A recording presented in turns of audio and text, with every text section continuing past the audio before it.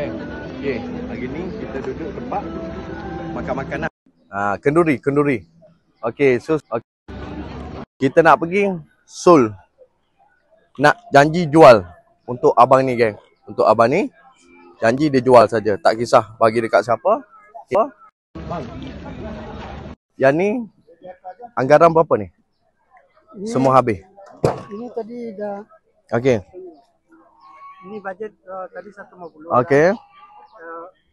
Tanpa apa? Okey. Dah belanja 150 lagi. Okey. Okey. Lagi tinggal ni. Lagi berapa? Kita kira ini je ya. Semua abang kira bang. Tak. Ni dah dibuka. Semua abang kira.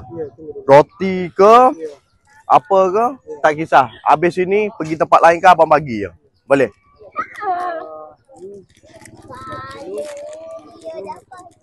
Okey, nah. Nah.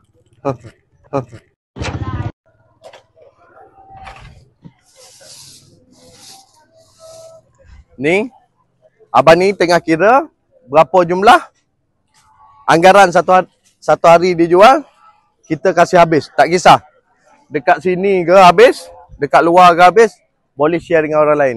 Ni semua yang nak ambil dekat sini ambil saja, dekat luar bagi dekat luar geng. Okey, berapa jumlah dia bagi saja.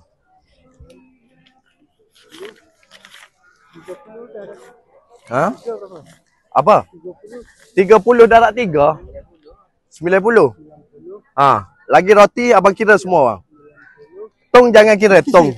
Tong jangan kira. Tong motor. Oh ni, bapak pengantin. Main sini. Okey. Okey. Main sini geng. Okey.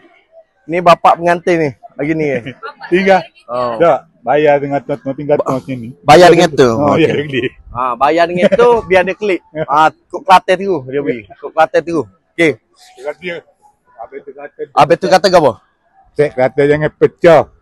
Saya kata jangan pecah. So kita kasih Seoul ini barang apa.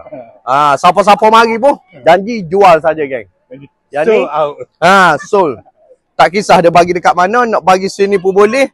Sekejap lagi abang ni letak aiskrim, dia pergi letak dekat meja pun boleh, tak ada masalah. Ni geng. Kita kasih habis berapa ni? Okey, berapa bang? Yang ini dah bayar tadi. Okey. Yang ini. Okey.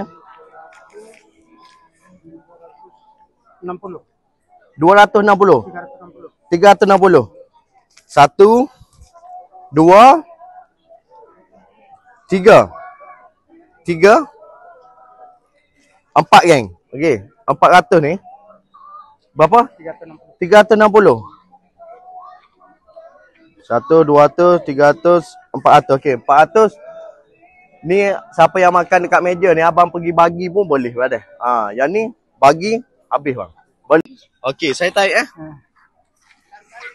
Okey, kita tarik dekat sini kita jangan pecah.